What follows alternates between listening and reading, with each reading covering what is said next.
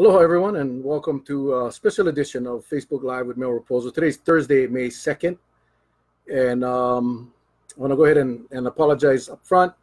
I am going to be reading off of a prepared statement, and that is the advice of my attorney. You know, this is obviously quite an interesting or emotional issue for me, and I understand why as we get through. So I just wanted to apologize up front that I will be reading off of a prepared statement that'll keep me on track, and I can just get to the points and get off of this so you can get back to your lives. And I appreciate you coming on. I really do.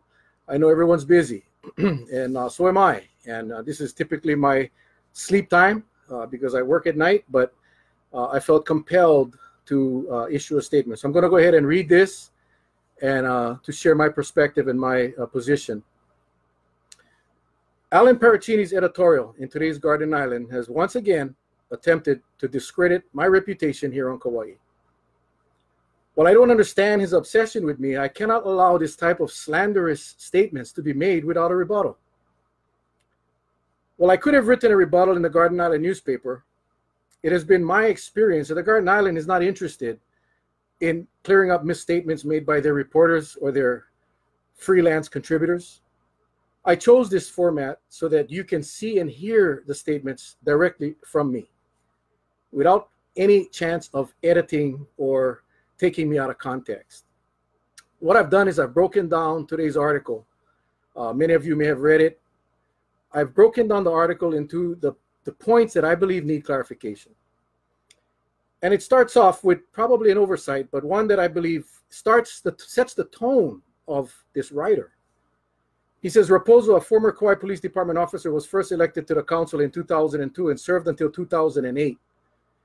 He was re-elected 2 years later and served until term limits made him ineligible to continue. He was a chair for his final 2 years in office. Well, you all know I was a chair for 4 years.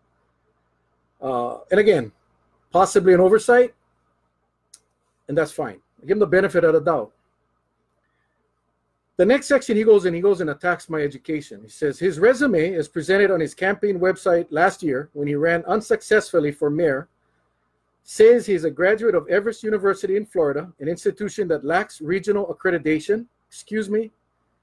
And when Rapozo attended, was part of the Corinthian Colleges, a for-profit national chain that went out of business in 2015 in the wake of scandal. It is now operated by another holding company, Zenith Education Group. I don't know what scandal you're talking about, but I got my degrees. I graduated in 2009, 10 years ago. Took me 6 years of hard work to get a 4-year degree. 6 years of working my butt off at the expense of my family, both financially and in time. And my wife will tell you, my kids will tell you, up to 2 and 3 in the morning, working on papers and on group assignments because of time differences. And to say that this college was not accredited, excuse me. What relevance does that have to the auditor position?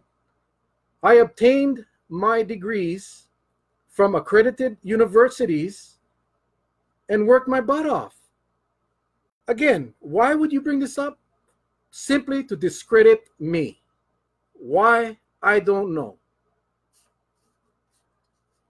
He goes in to say, and I'm skipping the parts of I'm not going to bore you with the non-controversial issues, but he goes on to say, yet I'm told reliably that Rapozo, who has made no secret of the fact that he wants the job of county auditor, is possibly the favored candidate and may have the votes of 4 of the 7 county council members who will make the hiring decision. Yes, I made no secret of the fact that I had applied with the county council. Opposing Rapozo's application, at least as recently as late last week, were Council members Mason Chalk, Luke Eslin, and Council Chair Aro Kanashiro. Reliably? How did you get this information, Allan? How did you get the information on county council members' positions? I'm glad to hear it, but how did you get that information? You go on in the very next paragraph and you say, for the record, council members have declined to talk about the situation because it represents a hiring decision not yet made, but it's difficult to understand how someone whose background is so deficient in terms of meeting the basic requirements outlined in the charter could even be considered, much less appearing to be the finalist. Allan, you just said you didn't speak to any council members. How do you get this information? Where did you get this information? Allan, this is serious. At least one council executive session has been devoted to debate on hiring Rapozo. Again, Allan, at least one executive session has been devoted to debate the hiring of Rapozo? How do you know that? No one knows that. No one knows what goes on in executive session. How did you know? You already said the councilman didn't tell you. So you have a source that sits in executive session that's leaking the information out to you, Allan? Do you have someone inside that's sharing confidential information? If not the council, then who? Let me remind you, Allan, this is a very serious violation of the law. Rapozo did not respond to several attempts to reach him via email and through Facebook. Well, I got one email message on April 29th, as well as a Facebook Messenger message with a list of questions that was very clear to me what his intention was. It was to write an article that would discredit me. It was very clear in the questioning, so I chose not to respond. Again, this is not the first time that Allan Parachini has defamed me in the press. So I chose not to respond. I don't feel I had to. He goes on to say, I am told that when applications were initially reviewed by the county human resource personnel, Rapozo's application was rejected because he did not meet the minimum qualifications set forth in the charter. Who told you this, Allan? Someone from HR? Or did you make this up? Well, either somebody in HR lied or you made it up, because I did not apply with HR. I never applied through HR. You see, I submitted my cover letter, resume, and my plan for the auditor's office to the council chair in December of 2018. That is the process in place. For as long as we've been posting that job, county auditor job, it was always directing the applicants to submit their resume to the council chair, because this is a council appointment, not an administrative appointment. The council appoints two, the clerk and the auditor. The administration has absolutely nothing to do with those two appointments. So I applied with the council chair, and I sent my resume and my cover letter and all my documents to the county council, including the county clerk. Well, lo and behold, in January of 2019, they changed the posting requirements and require everyone now. They added additional requirements, and they required all the applicants to go through HR. I had already submitted my application and my resume to the council chair. So, Allan, you say that you are told that when applications were initially reviewed by county human resources personnel, that never happened, Allan. I never submitted my application to HR. Again, did you make that up? Did you need to spice up the story? Did you need to boost your ego? Why? Why would you want to do that, Allan? He goes on to say the murky situation raises nothing but questions.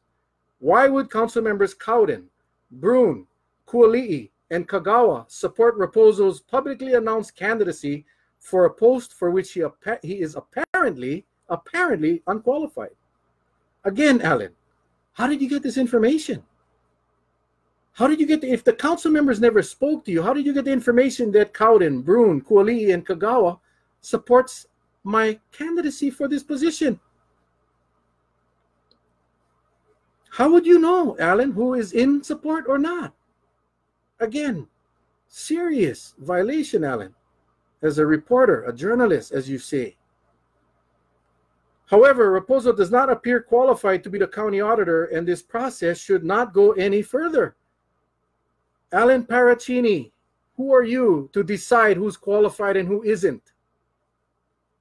Who are you, Allan Parachini, so obsessed with tarnishing my reputation, as this is not the first defaming article that you have written, remember, back in the campaign. This morning, I met with my attorney and discussed the matter, and we are going forward with civil action against Mr. Parachini, and we're going to figure out where that leak came from and how this information was released.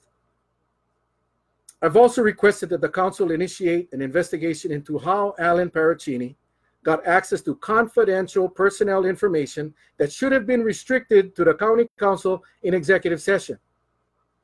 Like I said, this is a serious matter, and I am not going to stand back and let it happen. At first, I was going to let this go, considering the source. A tabloid reporter trying to be a true journalist. But after speaking to my wife, my kids, and my attorney, I felt that I needed to clarify the misstatements made by this guy, Allan Parachini. My family doesn't deserve to have to go through this nonsense. And trust me, as a politician for many, many years, my family has endured numerous criticisms and scrutiny. And you know what? I'm selfish because I allowed that to happen. But they don't deserve it anymore. They don't. So I could not just stand back and let this fictional writer continue just because he doesn't like me. I applied for the county auditor position because I felt I had the necessary knowledge and experience to perform this job well. I applied for this position so that the council could consider my experience while evaluating all of the applicants. My only hope was that the council would appoint someone that would be able to assist this county in becoming more efficient, regardless if that person was myself or not. I have fought to fill that position for many years, and all I wanted was to be considered, and all I wanted was a fair shot. I have been in public service for over 27 years, giving everything I have to this community. I have worked hard to build this reputation where many have tried to tear down, and you all know what I'm talking about. I've tried to build this reputation that my family can be proud of. I will not let a tabloid reporter try to destroy all that I have done for this community and to hurt my family. I'm not going to let that happen. What have you done for Kauai, Allan? Allan Parachini, what have you done for Kauai? Besides create division within our community, what have you done?